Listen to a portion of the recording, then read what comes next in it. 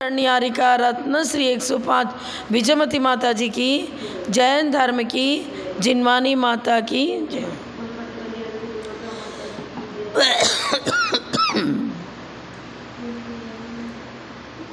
हाँ बोलो।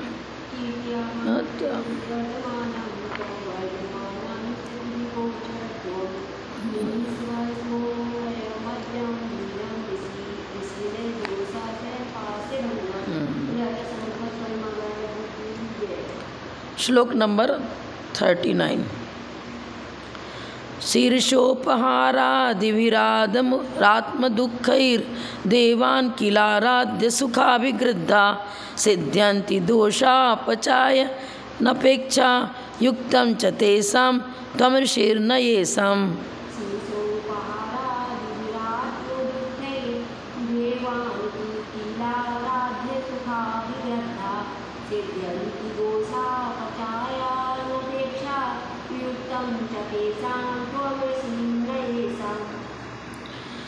शीर्षोपहार, शीर्ष माने मस्तक।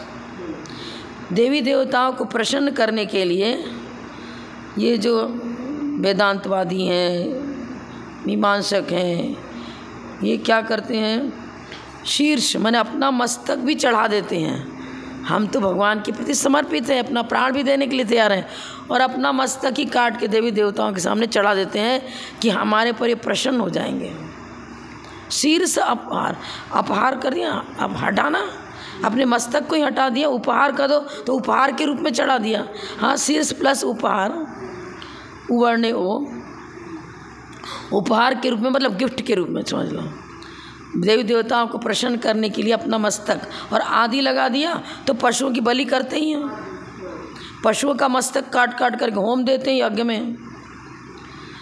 आत्म दुःखैर देवान किलाराध्य सुखाभिगृद्धाम। बताओ, देखो इन जीवात्मा के लिए दुख के निमित्त भूत जो शीर्षोपहार आदिक है, अपने तथा बकरे आदि के सिर की बलि चढ़ाना, आदि लगा दिया ना।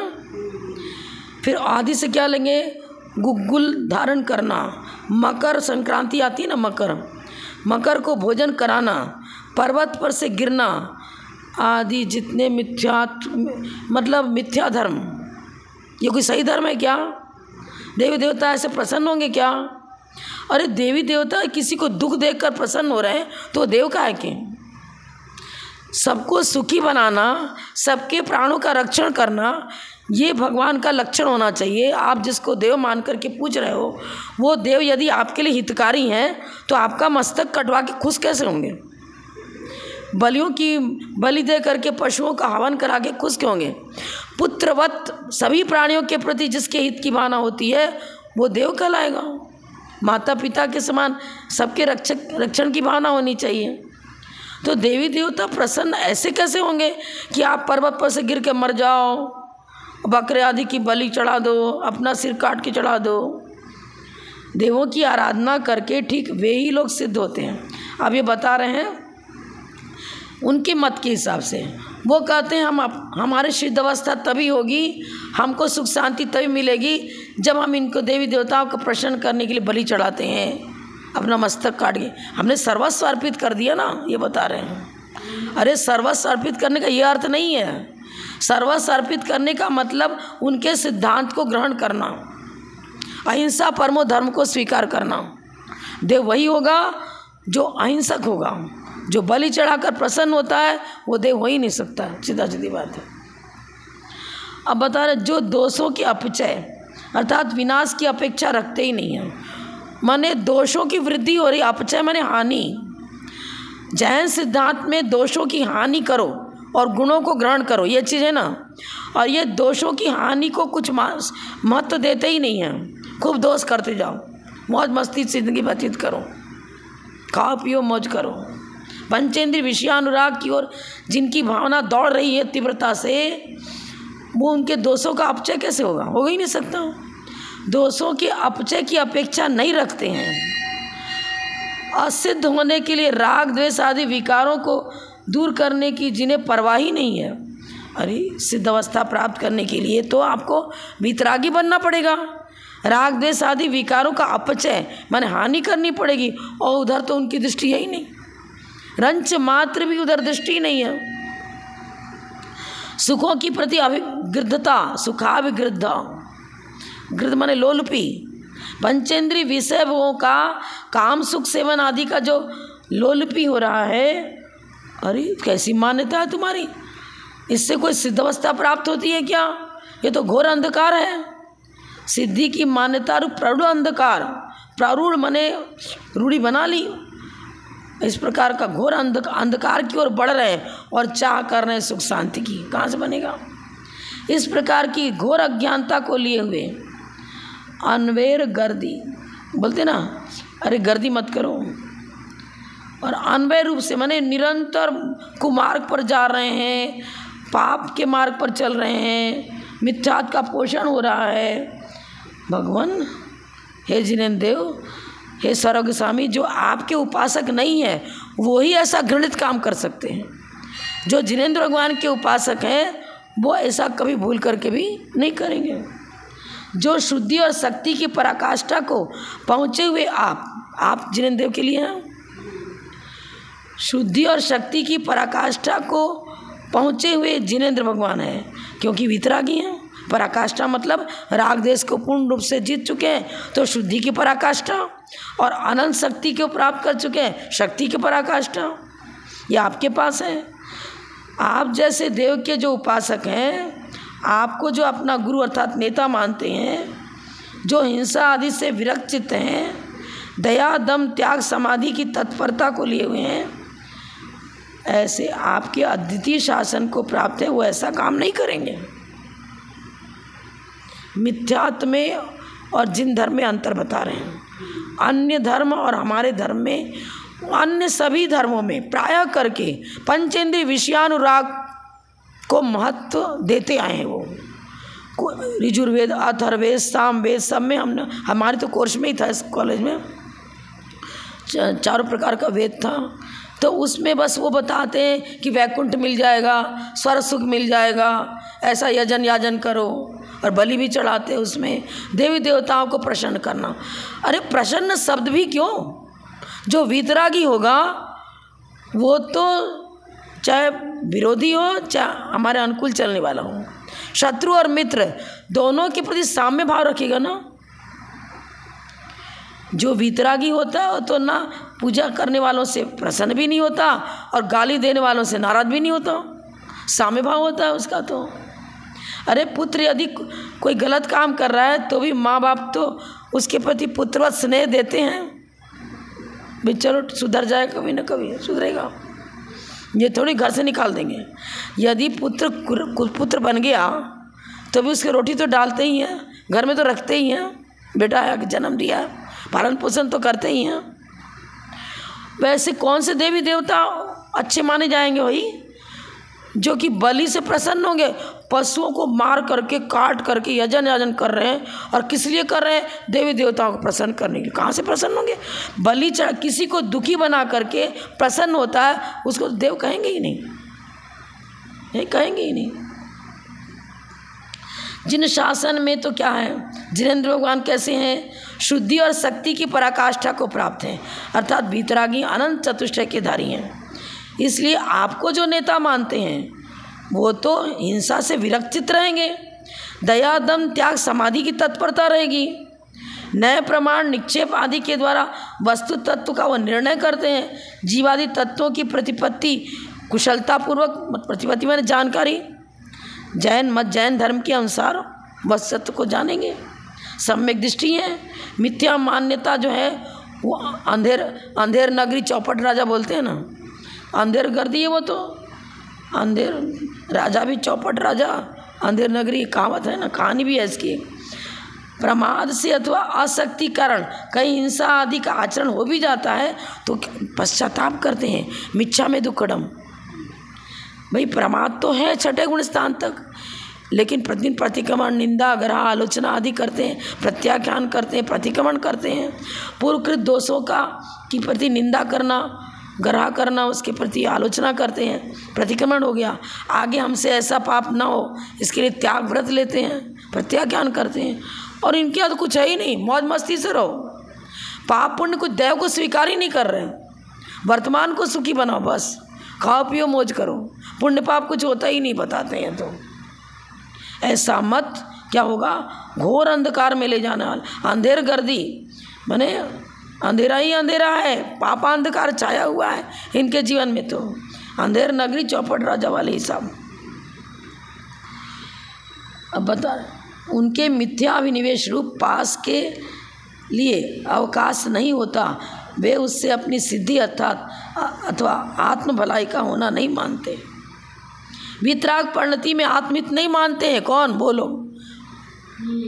जैन मत को छोड़कर अन्य मत वाले। कुछ भी नहीं है इस पुस्तक में। देखो भावार्थ में अच्छा दिया, पेज नंबर 137। मिथ्या दृष्टि जीव अपने इष्ट देवताओं को प्रसन्न करने के लिए, क्या लिख रहे हैं? मिथ्या दृष्टि जीव अपने इष्ट देवताओं को प्रसन्न करने के लिए अपना सिर काट कर या बकरा सुअर आदि का सिर चढ़ाकर ऐसा मानते हैं कि इससे देवता प्रसन्न होंगे उसे, और जो मरा ना उसे पूर्ण सुखी कर देंगे। ले कहाँ से सुखी हो जाएंगे? द्रव्य हिंसा हुई और भाव हिंसा तो अपने आप होगी, क्योंकि आर्ध्यान पूर्वक मरण किया।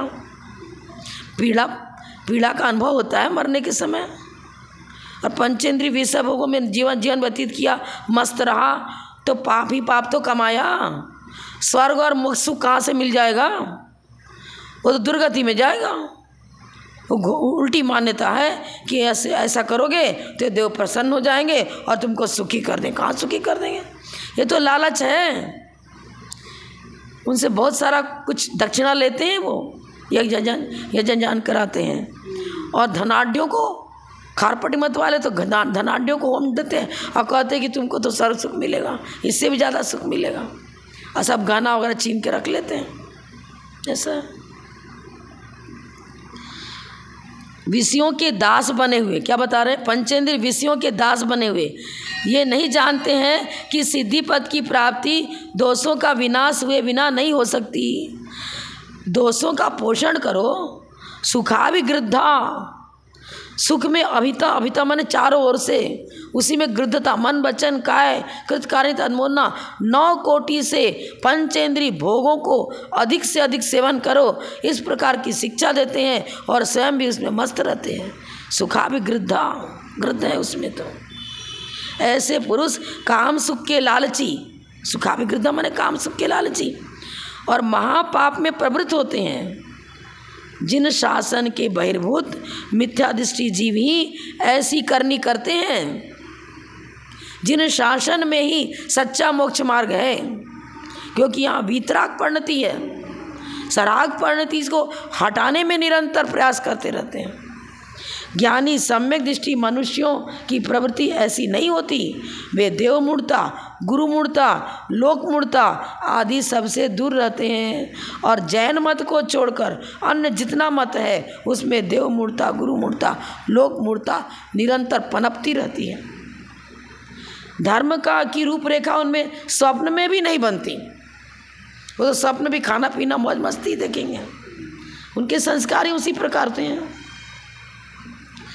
अब श्लोकार देखेंगे अपन। सामान्य निष्ठ नहीं है ना, 39 नंबर है श्लोकार। शीर्षोपहारादि से समझ में आ गया ना।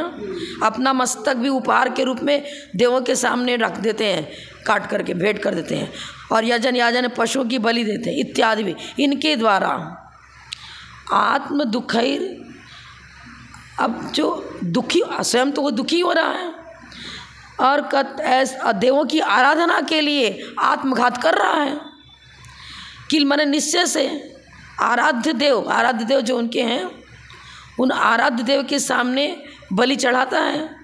सुखाभिगृद्धा, और सुख की उसके कामना रखता है कि मेरे को देवों का सुख मिल जाएगा, यहाँ से भी ज़्यादा सुख मिलेगा। सुख के प्रति गृद्धता है ना, तो सोचता है कि यहाँ तो मनुष्य पर है, मेरे को अल्प सुख मिल रहा है, और देव पुण्य सुख मिलेगा, और करके बलि चढ़ा देता है। दोषापचया अनपेक्षा। अरे अपने अंदर जो हिंसा, झूठ, चोरी, कुशील, परिग्रह 5 पाप रूप दोष है, उनका अपचय तो करता नहीं है, उसके अपचय की अनपेक्षा, अपेक्षा रखता ही नहीं है। दोषों को दूर करने का प्रयास रंच मात्र भी नहीं है और सिद्ध अवस्था प्राप्त करना चाहते हैं, मोक्ष चाहते हैं। युक्तम कैसे उन भले उसको युक्त कह दें, पर त्वम प्लस ऋषि प्लस न, हे ऋषि देव, ऋषि जिनेंद्र भगवान के लिए ही है, तम भी जिनेंद्र भगवान के लिए ही है। तो अनेक प्रकार की रिद्धि सिद्धियों से संपन्न हे महर्षि, हे जिनेंद्र देव, ये शाम जो आपके मत में नहीं सम्मिलित नहीं है, ना लगा दिया ना, जो आपके मत में सम्मिलित नहीं है उनके यहाँ या किसी प्रकार मानते रहो, लेकिन आपके मत में इस प्रकार की अनर्गल प्रवृत्ति नहीं बताई गई है।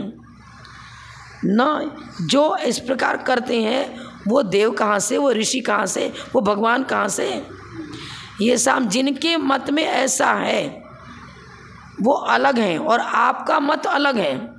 आपके मत में तो वीतराग परिणति को मत दिया गया है, दोषों को हटाने की बात कही गई है, और वो तो दोषों को हटाने की बात सोचते ही नहीं, अपेक्षा ही नहीं रखते उनकी। दोनों पुस्तक से अपन पढ़ेंगे।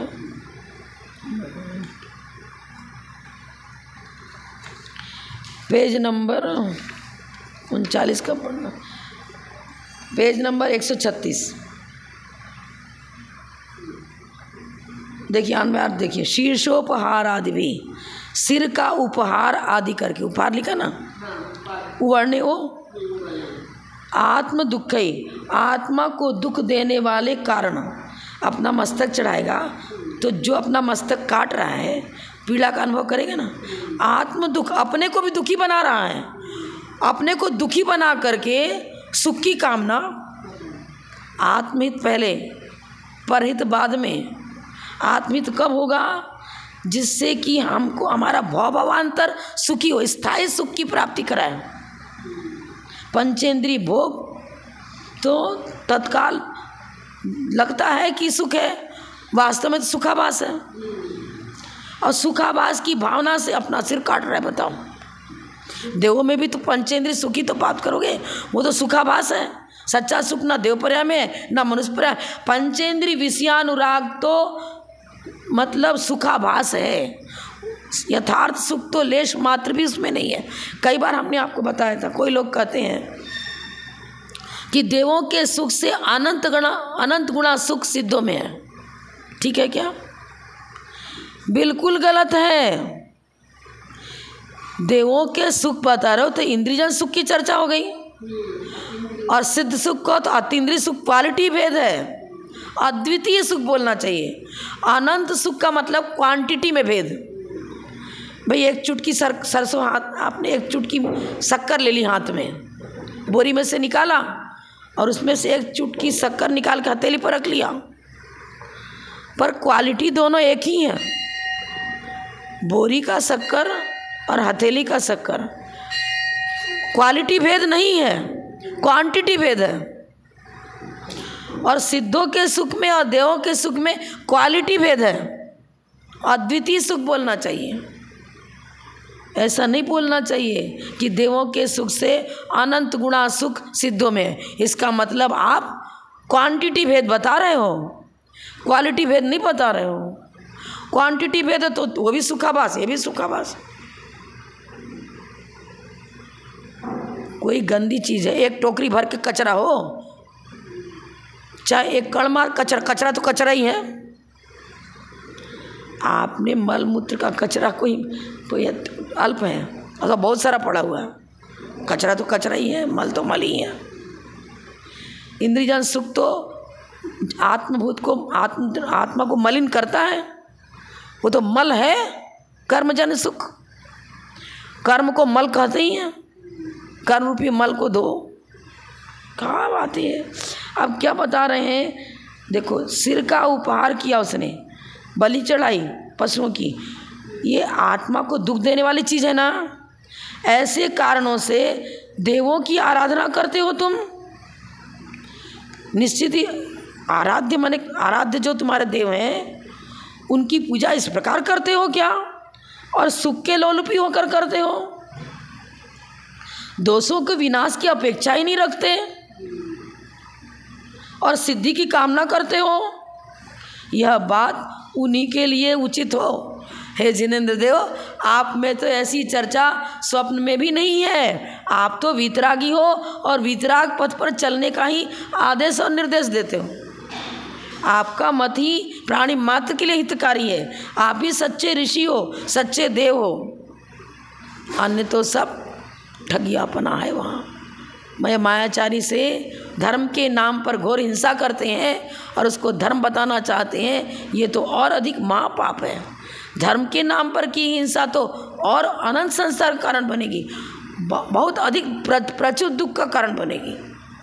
करते हैं ऐसा, ये बात है। अब आगे का श्लोक पढ़ेंगे।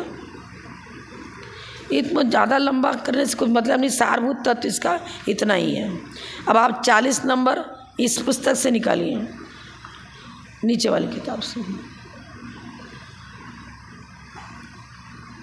क्योंकि अपन को शॉर्टकट में विषय अच्छे समझना है। बात ये 40 नंबर श्लोक। सामान्य निष्ठा विविधा विशेषा पदम विशेषांतर पक्षपाती अंतर विशेषांतर वृत्तितोन्यत समान भावम नयते विशेषम।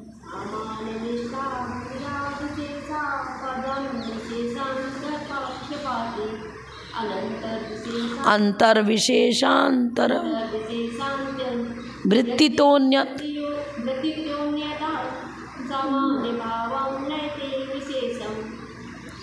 इसमें तो पूरा जैन फिलॉसफी रख दी है। वस्तु सामान्य विशेषात्मक है, अपने सभी न्याय ग्रंथों में हम पढ़ते आ रहे हैं। अब यहाँ पर अन्य मत वाले प्रश्न करते हैं, आप सामान्य विशेषात्मक वस्तु मानते हो। अब उन्होंने प्रश्न जैनियों से किया कि तुम्हारा विशेष सामान्य विशेष सामान्य में निष्ठ है या सामान्य विशेष में निष्ठ है। जैसे न्याय ग्रंथ में ऐसा आता है, एक व्यक्ति ने जल से भरा हुआ घड़ा ले लिया। अब वो कहता है, बताओ जल घड़े के आधार है, जल घड़े के आधार है या जल के आधार घड़ा है? जल के आधार घड़ा है या घड़ा जल के आधार है? आधार आधे भाव बता रहे हैं ना, आधार आधे भाव। तो कह रहा है कि घी का घड़ा ले लिया, तो घी के आधार पर घड़ा है या घड़े के आधार पर घी है? माने कौन आधार और कौन आधे? अब वस्तु सामान्य विशेषात्मक है। सामान्य गुण और विशेष गुण दोनों गुण है, द्रव्य नहीं है, गुण है। द्रव्या से निर्गुणा गुणा तत्वार्थ सूत्र में आपने पढ़ा है। मैं इस पुस्तक का आधार लेकर के नहीं, पहले भूमिका दे करके तब आपको वस्तु बताया, समझ में ही नहीं आएगा, इतना कठिन नहीं है। हमारे यहाँ द्रव्य के को आधार बताया और सामान्य गुण या विशेष गुण, द्रव्याश्रया निर्गुणा गुणा, द्रव्य को आधार बताया ना। एक गुण दूसरे गुण के आधार पर नहीं रहता है, प्रदेश भेद नहीं है। जितने भी गुण हैं वो सभी गुणों का द्रव्य से प्रदेश भेद नहीं होता है, पर प्रत्येक गुण में अन्यत्व है, पृथकत्व नहीं है। क्योंकि प्रत्येक गुण अपनी अपनी अर्थ क्रिया करेगा। ज्ञानावरण के नाश से अनंत ज्ञान प्रकट हुआ, छाई ज्ञान प्रकट हुआ। ज्ञान अपना कार्य करेगा, दर्शन अपना कार्य करेगा, सम्यक दर्शन अपना कार्य करेगा, श्रद्धा रूप उसका कार्य है। अब ये प्रश्न कर रहा, अलग तरह का प्रश्न ही कर रहा है। ये प्रश्न कर रहा है कि सामान्य में विशेष निष्ठ है या विशेष में सामान्य निष्ठ है। निष्ठ माने उसमें स्थिर। हाँ, सामान्य विशेष विविधा विशेषा, विविध प्रकार के जो विशेष हैं। गुण तो अनेक हैं, द्रव्य एक है। सामान्य मतलब अभेद विवक्षा, विशेष मतलब भेद विवक्षा। सामान्य कहेंगे तो अभेद हो गया, और भेदा भेदात्मक वस्तु है। वस्तु सामान्य विशेषात्मक अर्थात भेदा भेदात्मक है। तो विविधा माने अनेक, विशेष अनेक हैं, पर्याय अनेक हैं। विशेष से पर्यार्थिक नय का विषय लेते हैं ना, भेद विवक्षा कहो चाहे पर्यार्थिक नय कहो, पर्याय की अपेक्षा से विविधता, पर द्रव्य की अपेक्षा से विविधता नहीं है।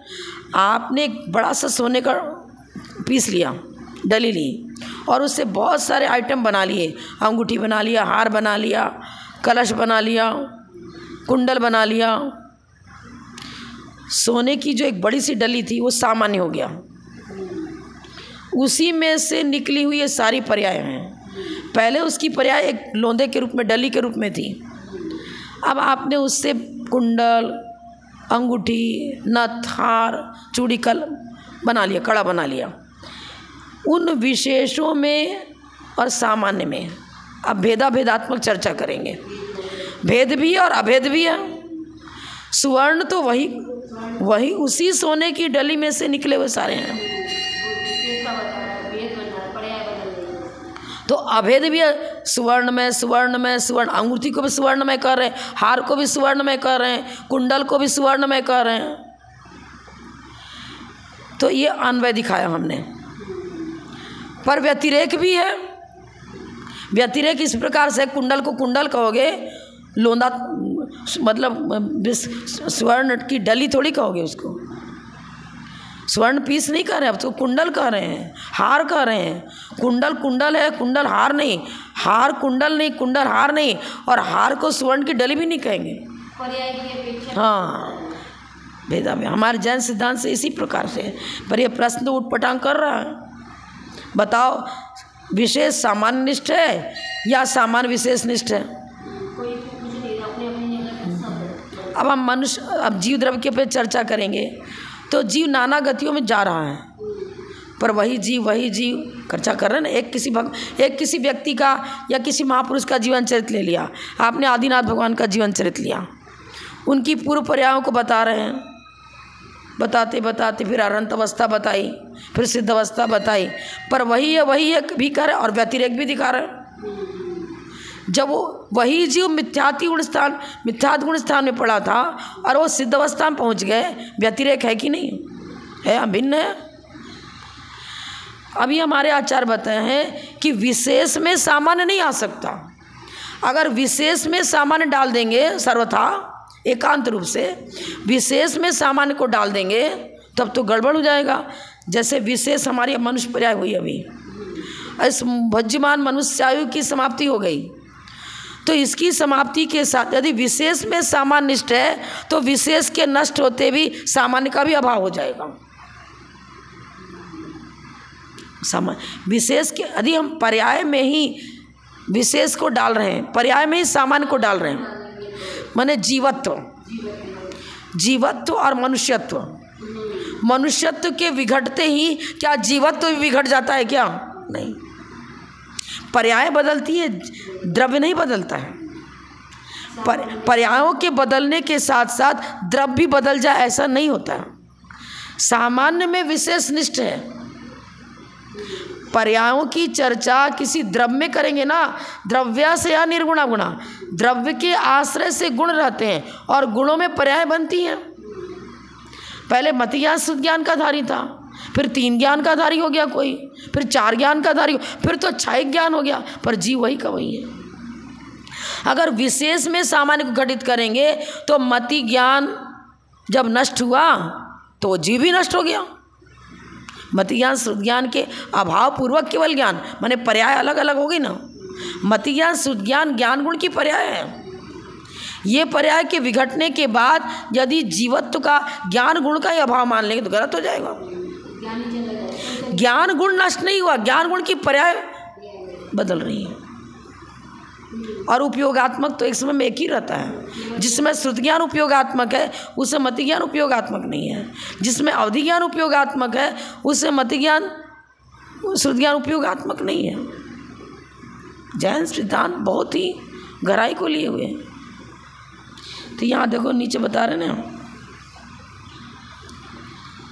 कार्य का, हाँ पूरा पढ़ेंगे। अभेद भेदात्मक, माने अभेद और भेदात्मक पदार्थ है ना। वीर शासन में वस्तु तत्व को सामान्य विशेषात्मक माना गया है। सामान्य विशेषात्मक माना जिनेंद्र भगवान ने। अब प्रश्न पैदा होता है, प्रश्न कौन कर रहा है? अन्य मत वाले। जो विशेष है वे सामान्य में निष्ठ हैं या सामान्य विशेषों में निष्ठ हैं? सामान्य में विशेष निष्ठ है या सामान्य विशेषों में निष्ठ है?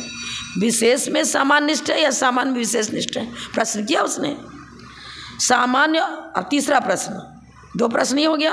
पहला प्रश्न हुआ सामान्य में जो विशेष है वे सामान्य में निष्ठ है क्या? पहला प्रश्न।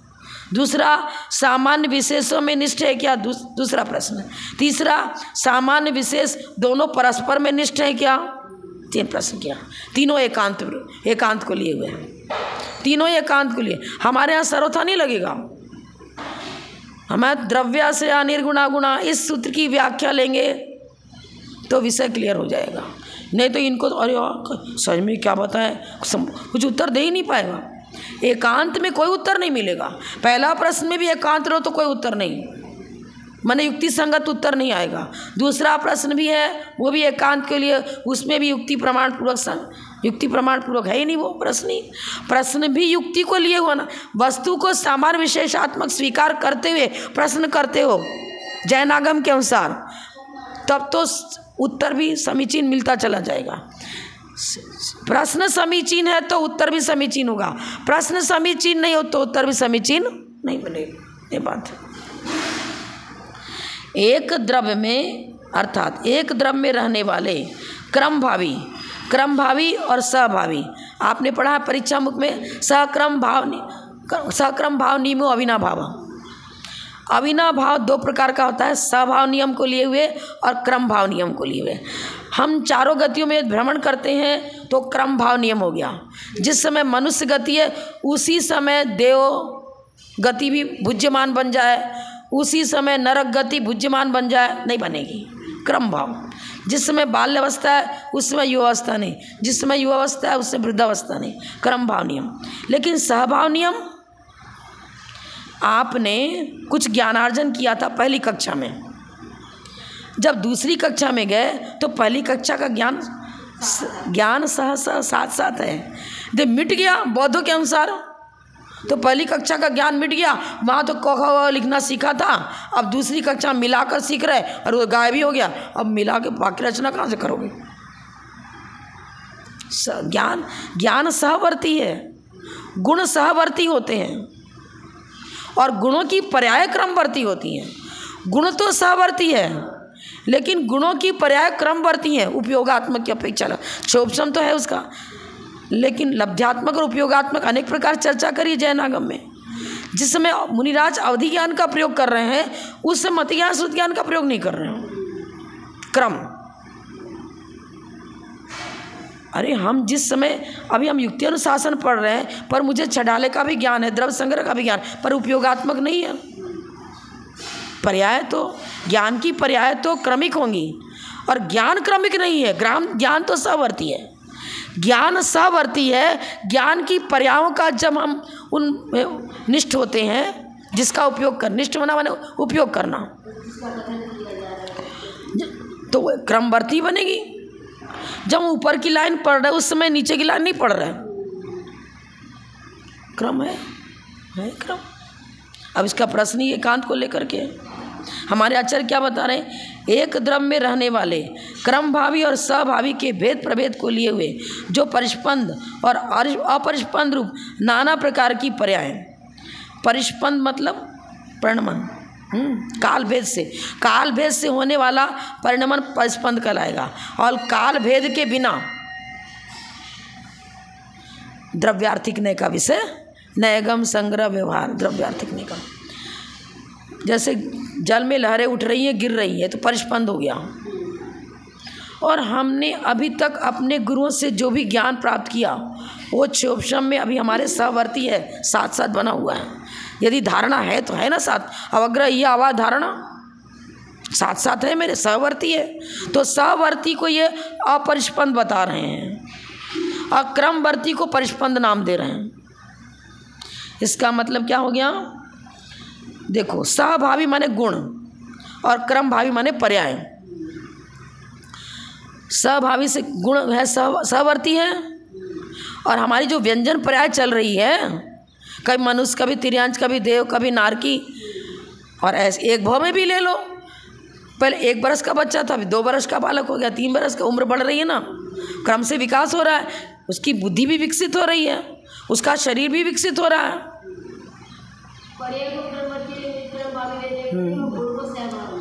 क्रम मतलब आपको काल भेद पूर्वक जो परिणमन होता है उसे क्रम कहेंगे। बाल्यावस्था, युवावस्था, वृद्धावस्था, अब वो हो गया क्रम। इसमें इन्होंने कहीं दोनों पुस्तक में से पूरा इस तरह जैसे हम बता रहे हैं क्लियर नहीं किया है, लेकिन मेरे को भूमिका देकर इसलिए करना पड़ा कि नए नए शब्द आ रहे हैं, परिस्पंद और स्पंद रूप, नाना प्रकार की पर्याय। अब पर्यायों में 2 बता दिया, परिस्पंद रूप पर्याय और अपरिस्पंद रूप पर्याय। तो अब आपको परीक्षा मुक्का लेना पड़ेगा, सक्रम भाव निमो अविनाभाव। वे सब एक द्रवनिष्ठ होने से, चाहे परिस्पंद रूप पर्याय कहो चाहे अपरिस्पंद रूप पर्याय, दोनों ही द्रव्य में निष्ठ हैं। पर्याय पर्याय में निष्ठ नहीं है, पर्याय पर्याय में निष्ठ नहीं है। वे सब एक द्रव्य निष्ठ होने से ऊर्ध्वता सामान्य में परिसमाप्त हैं।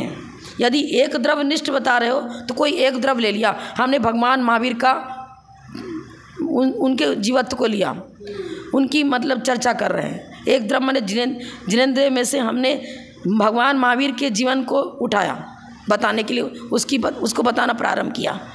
अब उनकी भवावली बता रहे हैं, सब ऊर्ध्वता सामान्य में चल रहा है। काल भेद, एक ही द्रव्य में काल भेद पूर्वक नवीन नवीन पर्याय बन रही हैं, पर उन नवीन पर्यायों के होते हुए भी उसमें वही है वही है वही है बता रहे हैं।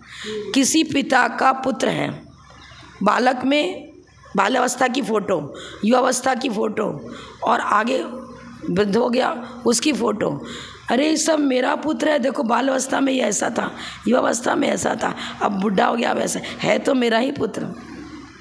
काल भेद से होने वाली नाना पर्याय एक ही द्रव्य में हो रही हैं, पर उनमें ये वही है वही है। एक द्रव्य में निष्ठ नाना पर्यायों को ऊर्ध्वता सामान्य में लेंगे।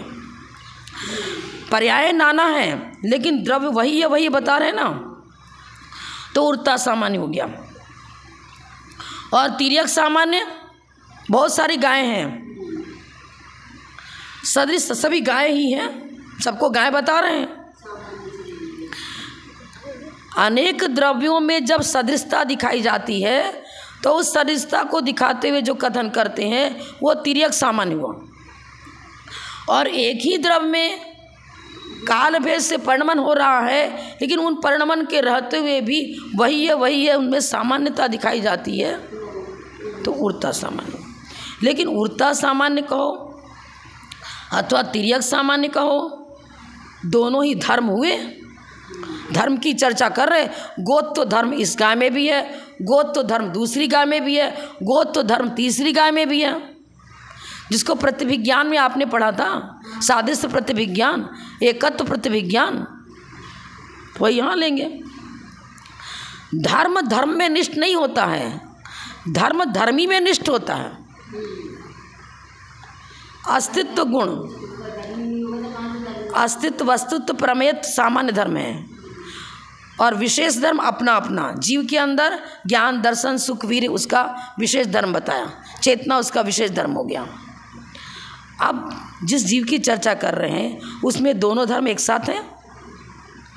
हमने जीव, किसी एक जीव द्रव्य को पकड़ा, उसकी चर्चा कर रहे हैं, उसमें अस्तित्व वस्तुत्व प्रमेय धर्म भी मौजूद है और जीवत्व भी मौजूद है, ज्ञान दर्शन सुख आदि गुण भी उसमें मौजूद है, विशेष धर्म भी मौजूद है और सामान्य धर्म और विशेष सामान्य दोनों धर्म उस द्रव्य में मौजूद हैं।